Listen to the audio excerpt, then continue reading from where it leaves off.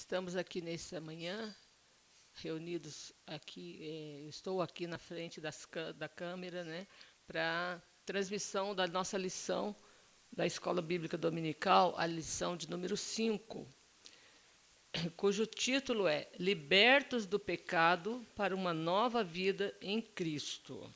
Nós vamos fazer a leitura do texto áudio, que diz o seguinte: Mas Deus, que é riquíssimo em misericórdia, pelo seu muito amor com que nos amou, estando nós ainda mortos em nossas ofensas, nos vivificou juntamente com Cristo.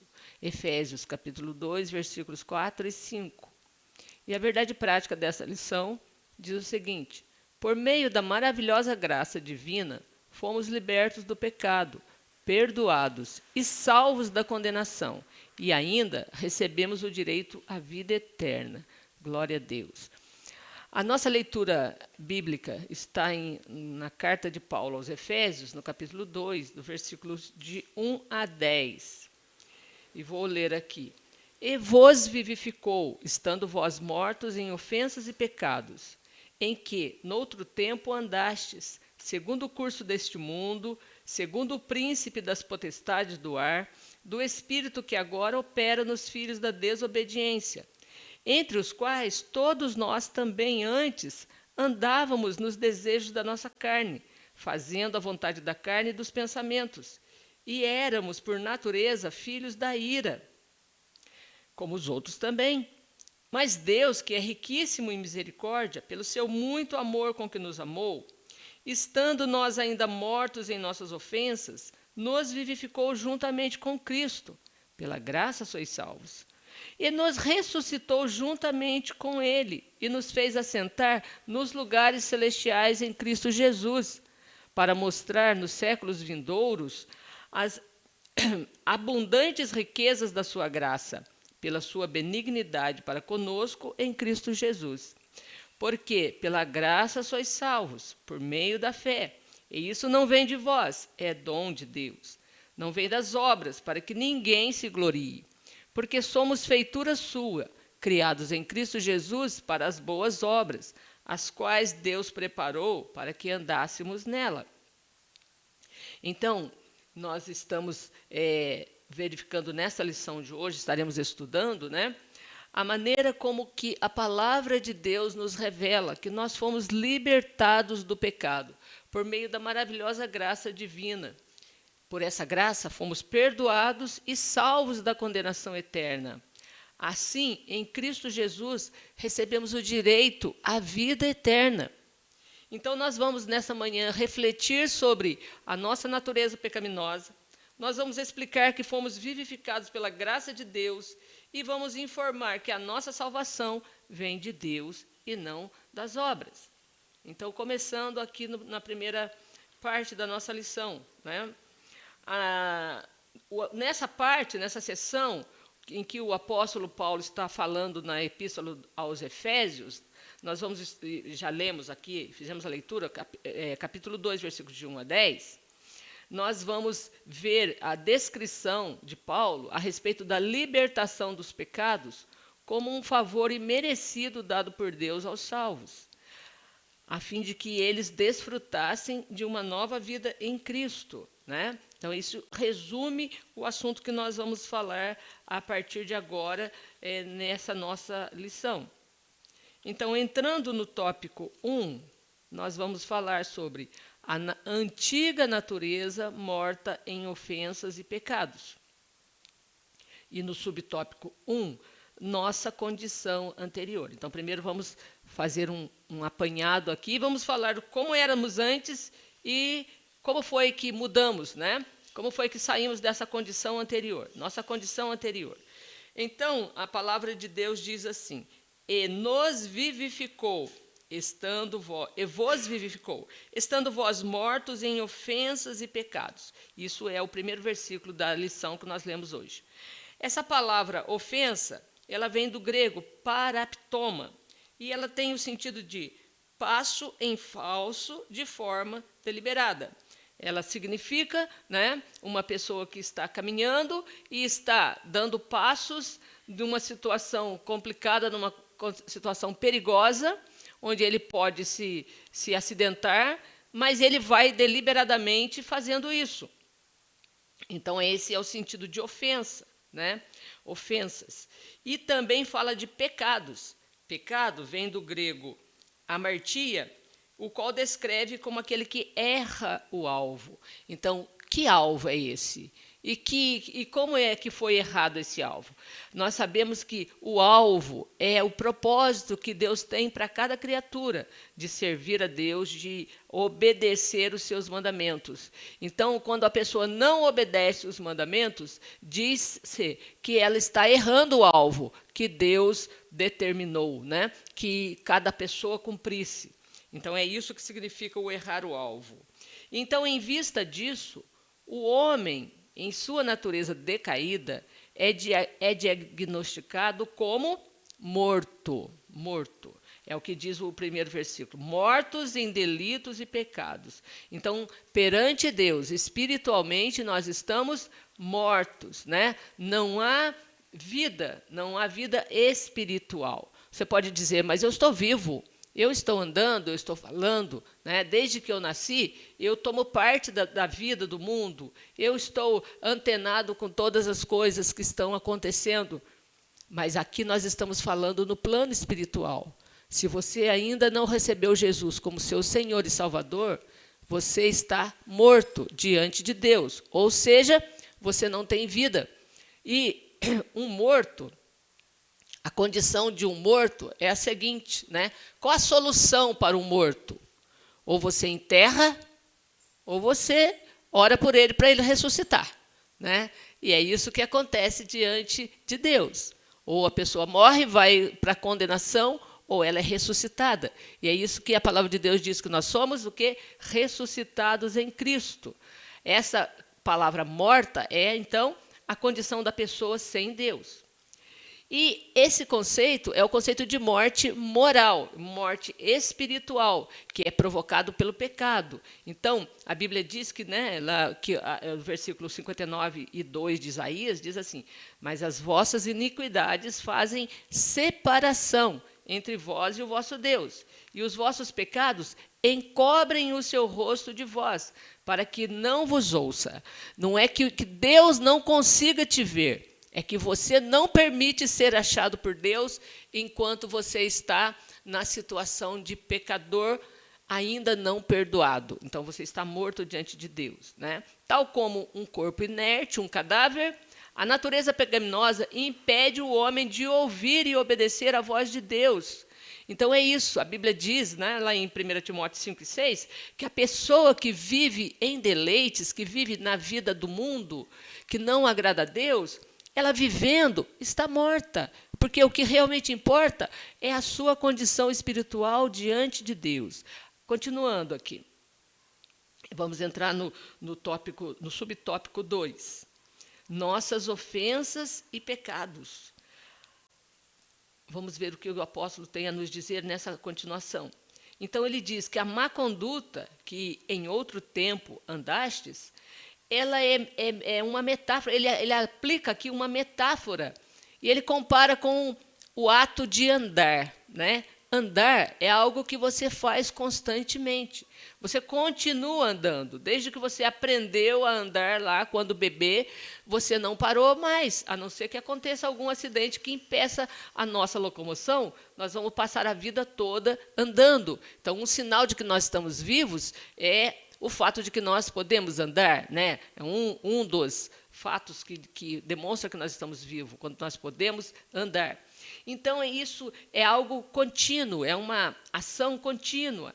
E esse andar nas coisas erradas, na má conduta, ele se refere, então, àquelas práticas erradas que nós servíamos antes, que nós fazíamos antes da regeneração.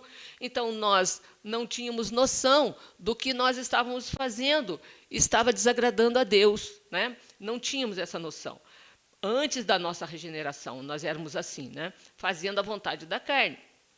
E ele diz, então, andaste segundo o curso deste mundo, a parte B do versículo. Os costumes eram praticados conforme o sistema mundano da época que a pessoa vive, né? Lá na época de Paulo, eram outros costumes, mas a questão era a mesma de agora. Os fatos, né, ainda que eram diferentes, porque a moda era outra, né, a cultura era outra, os tempos eram outros, o conhecimento humano era outro, porém, a situação diante de Deus era a mesma. As pessoas viviam na imoralidade, e a imoralidade aqui engloba toda a imoralidade sexual, toda a vida pervertida sexualmente falando, e envolve também a quebra dos padrões morais estabelecidos por Deus, né? A conduta moral que cada pessoa ela aprende, né, desde que nasce, aprende os padrões morais, e além do aprendizado que nós recebemos ao longo da vida, né, desde pequenos, também existe a lei moral de Deus que está em cada coração, porque todas as pessoas têm uma noção de que existe Deus, de que existe um Criador, né? E mesmo nas culturas mais atrasadas, há uma noção de uma divindade. Então, esse padrão moral, esse padrão de conduta, ele é inerente ao ser humano, ele está intrínseco na natureza humana. Mas as pessoas viviam ou vivem ainda, sem conhecimento de Deus, vivem na imoralidade. A respeito do furto, né? O furto é tirar alguma coisa de alguém, não é somente o roubo, é só o assalto, a violência contra a pessoa. Mas até aquelas coisas que a gente faz uns com os outros, que prejudicam o nosso próximo, é furto. O apóstolo Paulo ele fala num dos versículos nas suas cartas, quando ele está discorrendo a respeito do casamento, ele fala que não pode defraudar um ao outro. Amém.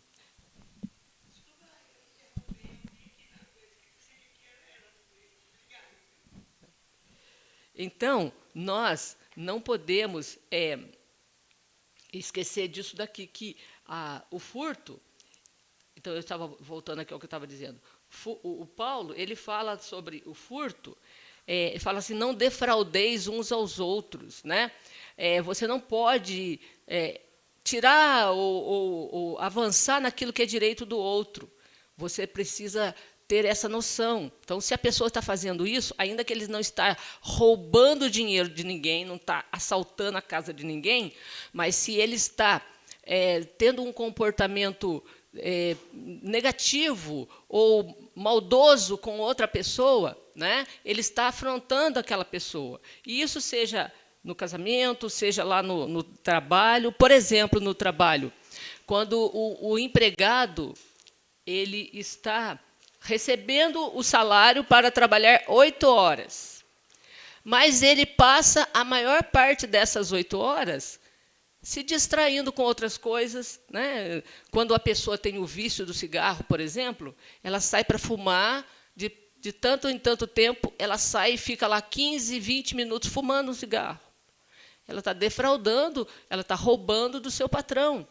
Ou mesmo o cristão que não fuma, mas ele fica lá no horário do trabalho, ele entra na internet, porque lá no serviço tem a internet para você usar, e fica usando a internet para outros assuntos que não é do trabalho. Está roubando está furtando do seu patrão. Né? Ou então fica conversando, batendo papo, ou fica lá, entra no banheiro e fica fazendo hora, né, para passar o tempo, ou acha um cantinho escondido lá no depósito, vou tirar uma soneca na hora do trabalho. É furto. Então, essas coisas o cristão tem que sair desse negócio, porque isso aqui é obra da carne, é coisa da velha vida. E a mentira também. Né? Às vezes a gente até fala assim, mas é uma mentirinha branda, não tem problema, a gente pode falar, mas a palavra de Deus diz que é para a gente não mentir. Por quê? Mentira não é de Deus. Né? O único ato criativo de Satanás que a Bíblia mostra, né? A única coisa que ele criou foi a mentira. Né? Jesus disse que ele é o pai da mentira. Então, não faz parte da nossa vida. Mas vamos continuar. Então, uma constatação de que o salvo, como eu estou falando aqui, o salvo, ele não pode tomar a forma do mundo, né? Foi o primeiro ponto que ele disse aqui, não tome a forma do mundo, não relativize o pecado e muito menos não se pode ajustar-se à maneira de viver do seu tempo. Romanos 2:2 e diz: e não sede conformados com este mundo, mas sede transformados pela renovação do vosso entendimento, para que experimenteis qual seja a boa, agradável e perfeita vontade de Deus. Romanos 12:2. Né? Então, esse conformar-se com o mundo é não tomar a forma, não entrar dentro do padrão do mundo, não aceitar o que o mundo está empurrando para nós e fazendo a gente praticar e andar aquilo que eles fazem. Então, essa maneira de entender aqui que Paulo está dizendo é que ele diz que nós não podemos fazer isso. É uma negativa, então nós não podemos fazer isso. Tá? Mas antes nós fazíamos isso. Era a nossa condição anterior. Né? Agora nós somos lavados, fomos remidos no sangue de Jesus. E continuando no subtópico 2. Andaste segundo o príncipe da potestade do ar. Isso quer dizer que Satanás ele exerce a autoridade sobre aquela pessoa que não entregou a sua vida ao Senhor Jesus ainda.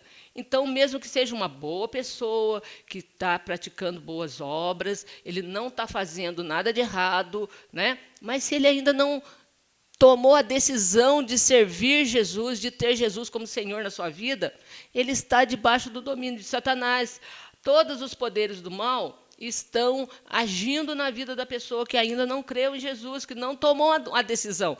Porque, às vezes, a pessoa até conhece a palavra, até frequenta a igreja, mas ainda não, no seu coração não tomou uma atitude de dizer assim: eu quero servir a Jesus, o meu coração pertence a ti, Jesus. Né? Porque, às vezes, a pessoa fica: mas eu gosto de tal coisa, eu não consigo deixar dessa coisa, eu não posso, né? Você, quando diz assim, é porque você é escravo. E o escravo não pode fazer. Né? Mas você pode ser livre. Jesus veio para que você seja livre. Jesus falou na sua palavra, né, que nós podemos ser livres se nós verdadeiramente conhecermos a verdade. Quem é a verdade? O Senhor Jesus. Então, ele é a verdade que nos liberta. Então, só finalizando aqui o que eu estava falando sobre Satanás. Jesus falou que ele é o príncipe deste mundo. Então, o mundo jaz no maligno. Jesus falou também isso. Né?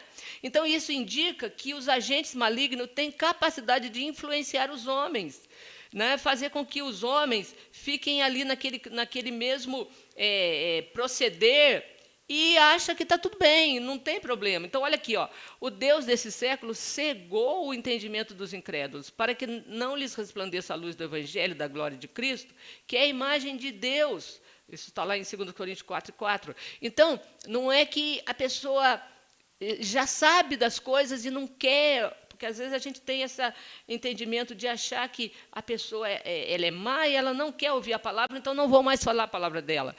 Tem essa influência de Satanás cegando a pessoa, não permitindo que ela veja. Então, por isso, nós temos que entrar com oração também, com intercessão pela salvação das almas, para que o Senhor, através do seu Espírito, possa agir na vida da pessoa. Porque Satanás está colocando uma venda nos olhos. Né? Aí, continuando ainda. Andaste segundo o príncipe da potestade do ar, ainda nesse assunto. Mais adiante na carta, Paulo alerta que a nossa luta é contra tais seres do mal. Então, nós estamos numa batalha, né? Onde ele vai falar lá no capítulo 6, ele vai falar sobre a armadura espiritual. Então, porque ele diz, nós não temos que lutar contra a carne nem o sangue, mas contra os principados, as potestades, os príncipes das trevas desse século, as hostes espirituais da maldade nos lugares celestiais. O que significa isso? Nós já falamos na lição passada, mas vamos falar de novo. Nós fazemos parte do reino de Deus, do reino da luz, do reino espiritual. Então, espiritualmente, nós estamos nos lugares celestiais. E vamos dizer assim, nesse âmbito espiritual, né? O Satanás ele está agindo espiritualmente contra nós. Salvo algumas exceções, ninguém vê o diabo. Ele se manifesta para as pessoas. Ninguém vê o diabo, assim como ninguém vê Deus. Mas isso não significa que o diabo não esteja atuando. Da mesma forma que não justifica o fato de nós não enxergarmos Deus, não justifica pensarmos que Ele não existe, né? Então, Satanás, ele está vivo e ativo no planeta Terra, nas regiões celestiais, ou seja, nos ares, no reino espiritual. Então, no âmbito espiritual, Satanás está nos atacando todos os dias, todo o tempo, certo? Mas o que a palavra de Deus diz para nós é o seguinte: vamos ficar com medo agora do diabo? Ai, meu Deus, o diabo está aí ao nosso redor, né? Não é necessário temer. Olha lá, vai seguindo a sequência aqui. Contudo, não é necessário temer, pois Deus exaltou a Cristo acima de todos eles. Então, você, servo de Deus, não é para você agora, eu tenho medo porque o diabo é isso, o Satanás, os demônios. A Bíblia diz que Deus nos deu poder. Está aqui no versículo que nós estamos lemos na lição passada e vamos ler de novo. Efésios 1:21. Jesus, né, foi exaltado acima de todo principado e poder e potestade e domínio e de todo nome que se nomeia, não só nesse século, mas também no vindouro. Quando Jesus separou os discípulos e mandou que eles fossem de 2 em 2 pregando a sua palavra pelas cidades, né? Naquele treinamento que Jesus fez, e Jesus mandou que eles fossem lá e colocassem em prática o que eles estavam aprendendo. Mandou os 12, depois mandou 70, e disse: eu vos dou poder para pisar de serpentes e escorpiões e toda a força do mal. Então, Jesus deu esse poder para nós. Então, nós não podemos, eu não posso fazer nada, eu não posso falar porque eu tenho medo, porque Satanás... Olha, o Senhor Jesus já te deu o poder. Você é salvo, liberto, lavado no sangue de Jesus, igreja do Senhor, como falamos aqui na aula passada. Você tem poder de Deus na sua vida. Vá e faça o que tem que ser feito. Fale a palavra, né? Repreenda o inimigo. A Bíblia diz: resistir o diabo, ele fugirá de vós. Continuando, então, no terceiro subtópico. Antes andávamos fazendo a vontade da carne e dos pensamentos. Isso se refere a nossa... Deixa eu voltar aqui um pouquinho. Eu pulei. Refere-se à inclinação para fazer o mal, algo inerente à natureza humana. Isso, a vontade da carne. É esse mal que está em nós, né? Paulo, o apóstolo, ele diz num das suas passagens: miserável homem que sou. O bem que eu quero fazer, eu não consigo, mas o mal que eu não desejo está logo na minha frente e, de repente, eu estou fazendo, né? Isso, cada um de nós tem essa luta. Essa é a nossa luta diária.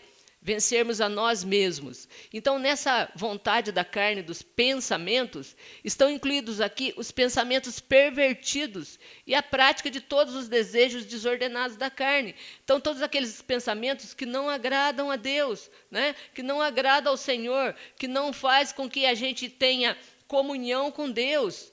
E isso é o que nós fazíamos antes. E nós éramos, então, filhos da ira. Nós éramos condenados e desprovidos do favor divino. A Bíblia fala, Paulo falando aos Romanos, ele diz que todos pecaram e destituídos estão da glória de Deus. É essa condição que nós vivíamos antes e que ainda vive todo aquele que não creu em Jesus como Senhor e Salvador da sua vida. Olha lá, entenebrecidos no entendimento, separados da vida de Deus pela ignorância que há neles, pela dureza do seu coração. Quando Paulo fala aqui de ignorante, né? Ignorância, às vezes as pessoas pensam que ignorância é uma palavra pejorativa, né? Que está menosprezando alguém que não estudou, alguém que não sabe ler e escrever. Essa ignorância que o apóstolo está tratando aqui é o desconhecimento de Deus. Então, é uma pessoa que não conhece a Deus, que não sabe. E é isso que nós também fazíamos antes. Nós não conhecíamos a vontade de Deus. Nós éramos ignorantes a respeito da vontade de Deus. E a ação de Satanás no nosso entendimento, como eu disse, cegando os nossos olhos espirituais, nós não podíamos ver isso, né? Então, essa era a nossa condição. Nós estávamos separados de Deus através do pecado. Nós estávamos condenados, como na ilustração ali, nós estávamos condenados a ser lançados na condenação. É isso que ele fala de filhos da ira. Qual era a ira de Deus? A ira de Deus ainda, né? A destruição de todo aquele que se rebelou contra ele, que se levantou contra o Senhor, né? Mas não é isso que Jesus quer que a gente continue sabendo desse fato e continuando. Não tem jeito, né? Não, Jesus quer mostrar para nós que tem jeito sim para a nossa vida, que tem jeito para a nossa situação, e ele morreu na cruz para justamente ser a ponte que une o homem a Deus. Então, em cima desse abismo, Jesus se estendeu como uma ponte, né? Que faz com que nós tenhamos acesso a Deus. Agora vamos passar para o segundo ponto da nossa lição. Então, nós já falamos sobre a nossa condição anterior, né? Que era caótica. Nós éramos escravos e estávamos condenados à perdição e à morte eterna. Agora, nós somos vivificados pela graça.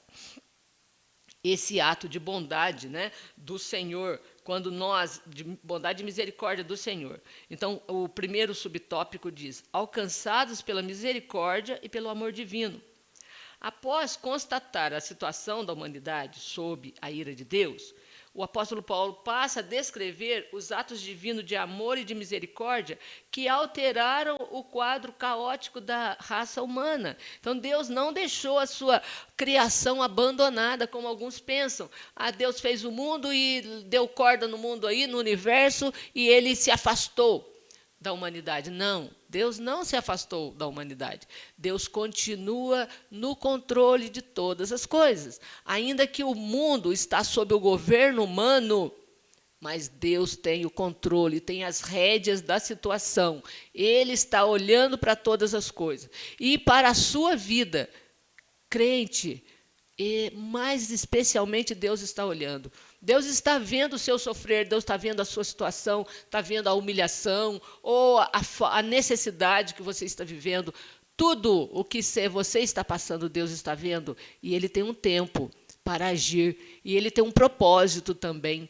Porque antes de Deus trabalhar por nós, Ele trabalha em nós. Então, as tribulações do presente século são para nos moldar, para nos fazer conhecedores da graça e da misericórdia de Deus, né? Então, às vezes, a gente não quer passar pelo sofrimento, a gente rejeita essa palavra, dor, isso não, eu não quero sentir dor. Mas, às vezes, a dor é o caminho, é o meio pelo qual Deus vai mudar a sua estrutura, vai aperfeiçoar a sua fé, a sua alma, né, diante dele. Então, seguindo aqui, começando com uma conjunção adversativa, né, com um mas, porém, todavia, contudo, Deus, que é riquíssimo em misericórdia, pelo seu muito amor com que nos amou, Efésios 2:4, né? Então, a sua muita misericórdia. Aqui Paulo diz riquíssimo em misericórdia. Esse ato de misericórdia de Deus implica em sua compaixão, né? Implica em que Deus ele tem uma simpatia para com os indignos. Isso é misericórdia. É fazer um favor para quem não está fazendo favor nenhum para você, para quem está te ofendendo, para quem está atacando você. E você vai lá e abençoa aquela vida. Então, assim Deus fez conosco. Estávamos mortos nos nossos delitos e pecados. Éramos ignorantes a respeito de Deus. Nós não procurávamos por Ele. Né? A palavra de Deus até diz isso lá nos profetas. Fui achado por uma nação que não buscava por mim. Então, nós não estávamos buscando por Deus, mas Deus já estava nos amando. Né? Nós vamos falar esse versículo mais para frente, mas já vou falar ele agora. Que Deus prova o seu amor para conosco pelo fato de que Cristo morreu por nós, sendo nós ainda pecadores. Então, essa misericórdia de Deus significa isso. Deus, Ele encerrou a todos debaixo de condenação, debaixo de desobediência, para com todos usar de misericórdia. Então, Deus não olha o tamanho do pecado, não olha a gravidade da falta, mas Deus quer salvar. Novamente, o Senhor, Ele não tem prazer na morte do ímpio. Deus não quer que a pessoa se perca. Muito pelo contrário, Deus quer que todos sejam salvos e venham ao conhecimento da verdade. Não importa se essa pessoa é muito ruim, não importa o que ela fez. Se ela se arrepender, como já falamos também, se confessarmos os nossos pecados. E a Bíblia diz assim: aquele que encobre as suas transgressões nunca prosperará, mas aquele que confessa e deixa alcança misericórdia. Então, o que você fez, se você se arrepender, e aqui temos, vamos fazer uma paradinha aqui para a gente falar sobre isso, o arrependimento e o remorso. Se você se arrepende dos seus pecados, arrepender é o quê? É ficar triste com o pecado, com aquilo que você fez realmente.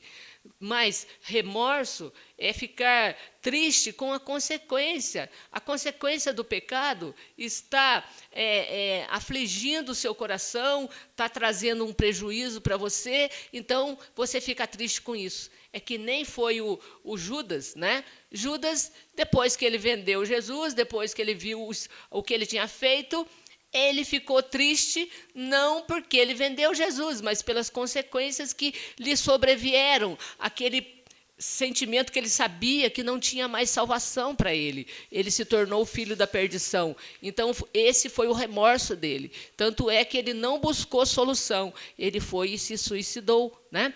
Mas o arrependimento é diferente. Você se sente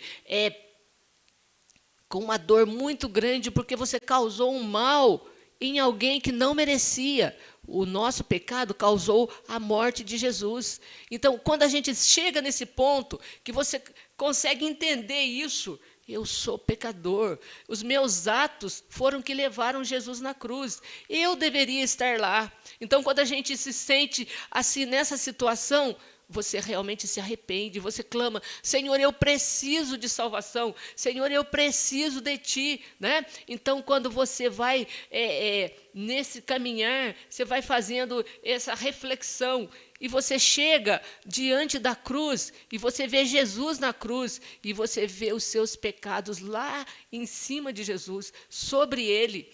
Aí você recebe perdão dos seus pecados, quando você deixa lá o seu fardo, né? Jesus fala sobre isso, deixar o fardo sobre ele, trazer a sua vida e entregar todo aquele fardo do pecado que você vem carregando há tantos anos, que faz com que você possa até ler a Bíblia, mas você não entende, você acha difícil compreender as Escrituras e você não consegue sair dessa situação. Talvez o fardo de pecado ainda esteja nos seus ombros. Talvez você ainda não tenha entendido que você precisa se arrepender dos seus pecados e deixar para trás a velha vida. Abrir mão daquilo que muitas vezes te dá prazer, mas que não agrada a Deus.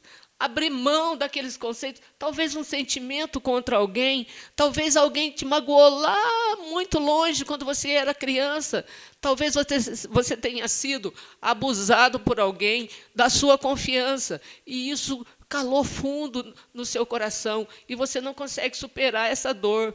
Mas se você conseguir chegar diante de Jesus e saber que Jesus vai apagar, tem poder de apagar essa dor, apagar essa ferida, tirar essa cicatriz do seu coração e você poder viver uma vida de amor, de esperança e uma vida de perdão para aquele que te ofendeu. Olha, Jesus nos perdoou. Jesus, mesmo cada um de nós tendo cometido um pecado atroz contra o nosso Deus, porque a gente não cria nele e a gente queria fazer tudo da nossa cabeça. Mas o Senhor, pela sua misericórdia, Ele alcançou, né? Ele nos alcançou, Ele nos perdoou. Então, nós temos que perdoar a afronta do outro, a ofensa. Não importa o tamanho da ofensa, perdoa, porque Deus vai te dar graça para perdoar. E Deus também te perdoou, né? Ainda lembrando aqui daquela parábola que Jesus conta, de um homem que devia muito dinheiro para o seu patrão.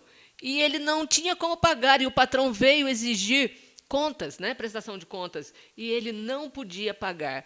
Mas ele foi lá e falou com o seu patrão: olha, tem misericórdia de mim, porque um dia eu vou pagar, eu vou conseguir pagar, eu vou ficar a vida toda. E o patrão sabia que a dívida era muito grande, não tinha condições, então disse para ele: você está perdoado da sua dívida, vá em paz, não tem mais condenação para você. Aí ele foi no caminho, encontrou um vizinho dele lá, um conservo dele, que devia uma pequena importância para ele, mas que não tinha dinheiro naquela hora para pagar também. E ele pegou o homem pelo pescoço e disse: você tem que me pagar o que você me deve. E o homem disse: por favor, tem misericórdia, eu vou te pagar, eu vou trabalhar, eu vou te pagar. Não, você vai me pagar agora, ou você me paga agora, ou você vai preso. E o homem não tinha como pagar, ele levou o homem e prendeu. Mas aquela notícia logo chegou ao patrão dele. E o patrão ficou sabendo e chamou ele lá e falou assim: camarada, mas eu paguei aquela dívida que você não tinha nunca condições. E você não pôde perdoar o seu conservo que devia alguns trocados para você? Então agora você vai para a prisão e vai pagar tudo que você deve. Né? Então, assim é Deus. Deus pagou o nosso pecado. Você está na presença de Deus, você está na igreja, você está desfrutando. Deus te pagou, Deus te perdoou. Então, perdoa também aquilo que o outro não te pagou. Perdoa também aquela falta que ele fez contra você, aquela calúnia que ele fez contra você, aquela acusação mentirosa, né, que foi feita contra você. Apaga isso da sua memória, entrega isso para Deus e deixa Deus agir. E aí a misericórdia divina vai viver com você. Aqui diz que nós fomos alvos da misericórdia divina. Né? Então, essa misericórdia foi o meio que Deus proveu, né? Desculpa que falei a palavra errada, proveu à humanidade para escapar da merecida ira. Deus, ele não se mostra apenas misericordioso, mas ele é riquíssimo, ele é abundante em misericórdia. E com essa riquíssima misericórdia que procede do seu muito amor com que nos amou, né? A Bíblia fala disso, desse grande amor que nos levou a ser salvos. Né? Novamente aqui aquele versículo que Deus prova o seu amor para conosco, pelo fato de que Cristo morreu por nós, sendo nós ainda pecadores. Nós éramos pecadores e Jesus morreu por nós. Né? Então, essa é a prova do grande amor de Deus. Nós somos vivificados por sua graça. Falando sobre essas dádivas divinamente concedidas aos salvos, Paulo fala que o amor de Deus nos alcançou quando nós éramos ainda mortos em nossas ofensas, em nossos delitos e pecados, e nos vivificou juntamente com Cristo. Nós, então, não éramos merecedores de nada, né, de nenhuma graça de Deus, nem de Jesus morrer na cruz, mas ele fez isso por nós. Essa frase ela quer dizer que nós nascemos de novo, porque Jesus disse para Nicodemos, né, na verdade, te digo que aquele que não nascer de novo não pode ver o reino de Deus. Então, nós não estamos mais mortos, pois Cristo nos deu vida outra vez, e vida com abundância. Nós fomos vivificados sem mérito algum. Tudo foi efetivado por meio da sua graça, o favor não merecido. Além de sermos perdoados, né, de sermos alcançados pela misericórdia, de sermos vivificados por sua graça, nós somos também exaltados por sua graça. O apóstolo diz aqui que Jesus nos ressuscitou juntamente com ele e nos fez assentar nos lugares celestiais em Cristo Jesus. Isso significa que Deus concedeu a nós os mesmos benefícios alcançados por Cristo. Olha só, nós temos direito à ressurreição. A ressurreição é algo que vai nos levar para estarmos com Deus. Ainda que o crente morra, porém o crente não vai ficar na morte. Né? Lá a palavra de Deus diz: não permitirá que o seu justo fique na morte, nem veja corrupção. Corrupção não é a corrupção do corpo, não é deterioração do cadáver, dos ossos, né, que pode ser deteriorado pelo fogo, pela água, pela terra, mas está falando da condenação eterna. É disso que está falando. Né? É disso que isso se refere aqui. Então, nós não estamos mais em condenação, nós já nascemos de novo. Nós podemos ver o reino de Deus pelo novo nascimento. Senão a gente não ia entender, continuar não entendendo. O que eu falei no começo. Existem pessoas que infelizmente estão na igreja há muitos anos, mas ainda não entenderam, porque ainda não nasceram de novo. É preciso nascer de novo. Se alguém não nascer de novo, não pode entrar no reino de Deus. E muito menos não pode ver o reino de Deus. Pode olhar, né? Mas não pode entender. Esse ver é entender. Porque você pode ver, né? Às vezes você vê uma cena na televisão, num filme, alguma coisa, E ali tem uma piada, pode ser, ou uma mensagem oculta ali. Então, você viu e olhou para aquilo, entendeu? Não entendi nada, né? A gente fala, não entendi nada. Muitos estão na igreja vendo, mas não estão entendendo. Mas é preciso esse entender que não é intelectual, não é pela cabeça aqui que você entende, é pelo coração, é pelo ouvir a palavra. A fé vem pelo ouvir a palavra e a palavra de Deus. E não é apenas ouvir, não é como diz, ouve por um ouvido e sai pelo outro. Não, é ouvir com o seu coração, ouvir com a sua alma. Aí você entende, né? Então nós fomos vivificados sem mérito algum, tudo foi efetivado pelo meio da sua graça, o favor imerecido. Então nós fomos exaltados. Aí nós temos a ressurreição, a vida eterna. Falamos aqui também na aula passada. Toma posse da vida eterna, você tem a vida eterna. Jesus disse, né? João 5:24 não está aqui, mas eu vou falar. Quem crê em mim, não, em verdade vos digo, que quem crê em mim tem a vida eterna, não entrará em condenação, mas passou da morte para a vida, né? Passou da morte para a vida, isso é fato.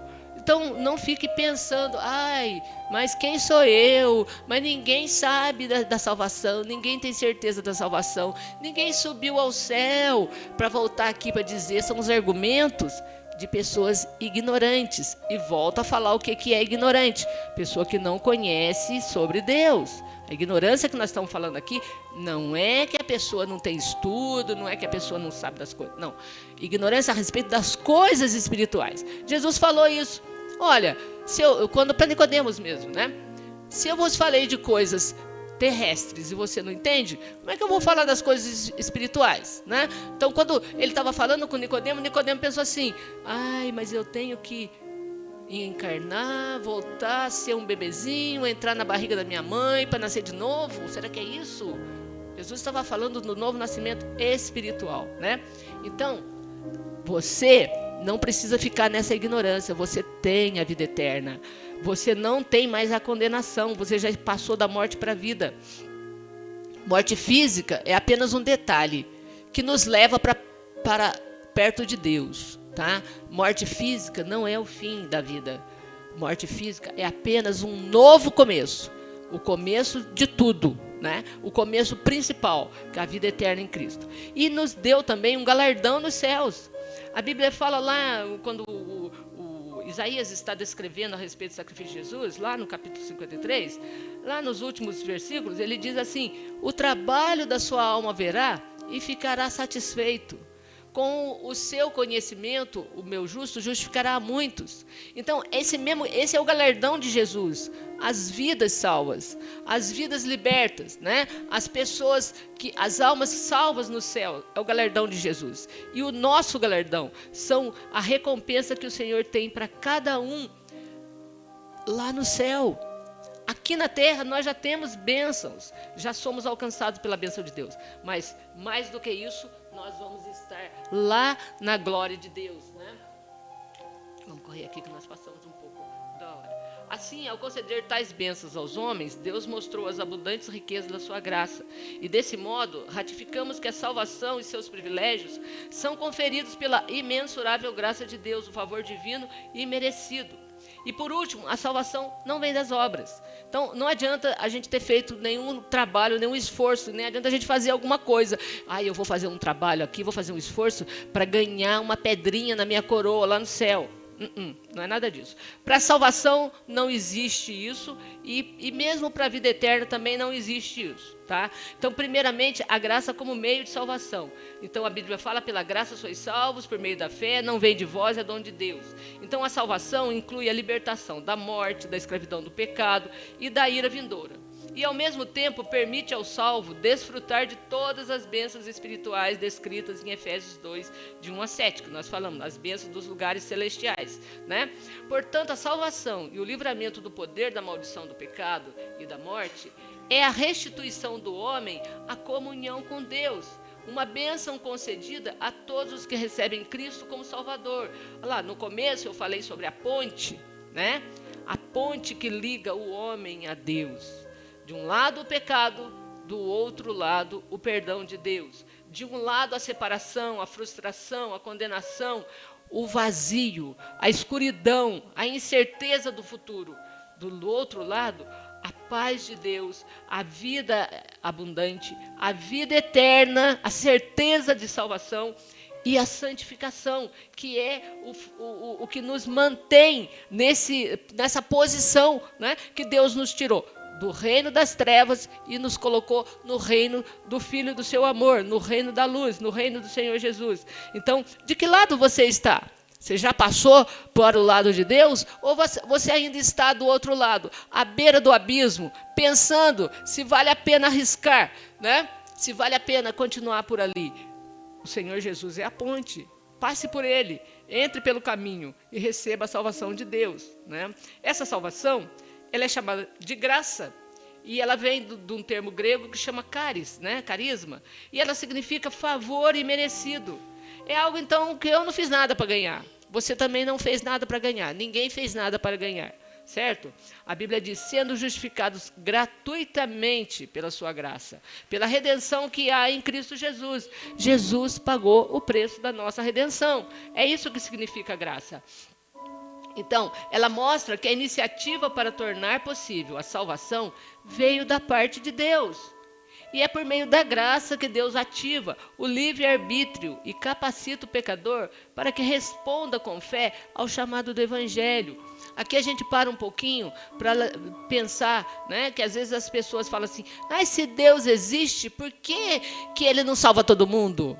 Por que Ele não resolve o problema da humanidade? Porque Ele nos deu o direito de escolha. Então, lá no passado, já no livro de Josué, tem uma palavra que diz assim, eis que diante de vocês eu estou colocando a bênção e a maldição, a vida e a morte. Escolha. Você tem direito de escolha. Eu posso estar falando aqui, nós estamos falando, a igreja está falando do caminho do céu, está falando do que é bom, mas nós não podemos obrigar você a entrar por esse caminho. A escolha é sua. Você faz da sua vida como você quiser. Cada um tem direito. Até o crente tem direito de repente, eu não quero mais ser crente, eu vou voltar para a minha vida. É direito de escolha. Deus não amarra ninguém. Deus não prende ninguém com cadeias. Quem prende é Satanás. Quem prende a pessoa na ignorância, voltando aqui, falando novamente ignorância, o que é? Desconhecimento de Deus. Não estamos ofendendo ninguém, não estamos chamando ninguém de analfabeto, como antigamente se falava isso, né? A fulana é ignorante porque ele é analfabeto. Não, nós não nem queremos essa conotação e também não consideramos isso, que uma pessoa só pelo fato de não saber ler e escrever ou não tem conhecimento, ele é ignorante. Nada disso, nada disso. Isso aí é um termo que é mal empregado, né? Mas eu estou falando somente da ignorância espiritual, desconhecimento de Deus. Então, até a pessoa que está na igreja pode, como eu disse, não nasceu de novo. Vai chegar um ponto que ela vai dizer, eu estou aqui, não vi nada de diferente, minha vida não mudou, não aconteceu nada, eu vou embora. Direito dela. Totalmente direito dela. Deus dá esse direito a cada um, ainda que Deus está com cordas de amor, como ele diz, atraindo as pessoas com amor ao seu coração. Mas se a pessoa disser, não quero, né? A liberdade, ela foi dada para cada um. Não quero Jesus. Ok, não queira Jesus, né? É direito seu. Então, nós temos o livre-arbítrio, temos o direito de fazer as nossas escolhas. Mas também temos, depois, a obrigação de sofrer, de suportar as consequências. Então, é isso que o Senhor quer que a gente entenda. Há dois caminhos. O caminho largo, que é maravilhoso, bonito de se andar nele. Você pode fazer tudo o que você quiser, você pode viver do jeito seu. Ninguém manda na sua vida, você conduz a sua vida. Só que esse caminho tem um final. E o final não é nada feliz. Do outro lado, tem um caminho estreito, né? Nada agradável, um caminho de sofrimento, um caminho de pedras, de espinhos, de montanhas, né? De lugares escuros para se passar, de desertos. Mas lá no fim, ele se abre num portal de glória. Lá no fim, você encontra o Senhor. Lá no fim, os anjos estarão te esperando. Então escolha, faça a sua escolha. E essa escolha, né, Deus te dá o direito. Então até você que não tem a certeza da sua salvação, está na igreja, presta atenção, procura entrar pelo caminho certo, né? A Bíblia diz que este é o caminho, andai nele. Jesus diz, eu sou a porta. Eu sou a porta das ovelhas, entre pela porta, né? Então, exerça o seu direito de livre escolha com sabedoria, com inteligência. Continuando, a fé deve ser considerada como aceitação da obra realizada por Cristo em nosso favor. A fé é a resposta à graça de Deus, através da qual recebemos a salvação. Então, como eu disse, às vezes as pessoas pensam que Deus está alheio ao sofrimento da humanidade. Não, Deus está chamando, Deus está convidando. Mas se a humanidade não quer atender, né? Mas se você, pela fé, responde sim para o Senhor, aí essa fé está agindo no seu coração, né? Essa fé está fazendo com que você seja abençoado, beneficiado com todas as riquezas espirituais das regiões celestiais. Aí, a partir desse momento, você vai praticar boas obras. Mas não são aquelas que a gente pensava que a gente tinha que fazer para um dia lá, sei lá, não sei quando, em que eternidade, em que estágio da eternidade, talvez lá, se Deus considerar que eu sou boa, Ele vai me colocar no céu. Não, isso daí já ficou para trás, já falamos que isso não tem nenhuma aplicação, nenhum benefício para a gente. Mas depois que nós nos tornamos filhos de Deus, que nós recebemos o amor de Deus, e que o amor de Deus nos inundou o coração pelo Espírito Santo que nos foi dado, nós passamos a ser o quê? Praticantes de obras, né? De boas obras. Então Paulo fala, isso não vem das... duas negativas, ele fala que não vem das obras, não vem de nós, tudo é pela graça de Deus, né? Então não tem mérito humano, mas como essa salvação é a realização de Deus, Ele nos capacita agora a nós nos tornarmos uma nova criatura e mudarmos o nosso pensamento com relação ao nosso próximo. Aquilo que Deus fez por nós, nós vamos fazer pelos outros. Deus nos resgatou, Deus nos perdoou, Deus nos beneficiou, Deus nos pegou pela mão e nos colocou no caminho. Nós também vamos fazer isso, né? Deus nos socorreu quando nós estávamos lá mortos dos nossos delitos e pecados e nos vivificou. Nós vamos levar a palavra que traz luz, que traz esperança e que traz vida para as pessoas. Então, agora nós vamos andar nas boas obras. Antes, o nosso andar, o nosso procedimento contínuo era em más obras. Agora nós vamos andar nas boas obras, fazer, né, boas obras. Não como meio para sermos salvos, já foi falado aqui, mas como evidência da salvação. É o fruto, né? O fruto que é permanente agora e que aparece na nossa vida. Quando Paulo fala lá em Gálatas capítulo 5, onde ele discorre primeiro sobre as obras da carne, ele fala do fruto do Espírito. Amor, paz, bondade, longanimidade, né, benignidade, domínio próprio. Essas são as obras que nós agora devemos apresentar, tá bom? Então, terminando aqui o que falamos, antes da regeneração, nós éramos filhos da ira e condenados à perdição eterna. Por ato do amor divino, por meio da sua maravilhosa graça, nos tornamos filhos por adoção. Temos que lembrar disso. Somos filhos de Deus, somos cidadãos dos céus, né? Temos o nosso nome escrito no livro da vida. Não pode esquecer, não deixa Satanás apagar da sua memória esse fato. Você é filho de Deus. Não filho de Adão, naturalmente, né? Como filho de Deus, mas você é nascido de novo. Então, essa gloriosa salvação nos foi concedida independente das nossas obras. A partir da salvação, passamos a praticar boas obras que glorificam a Deus, nosso Pai. Então, que o Senhor Jesus abençoe cada vida, cada coração e que nós possamos continuar andando nas boas obras, praticando o que agrada a Deus, e assim o Senhor será com cada um de nós. Amém. Vamos agradecer a Deus por esse momento. Pai amado, te damos graças, Senhor, por essa oportunidade que nos concedeste, pela tua palavra, Pai, que foi ministrada.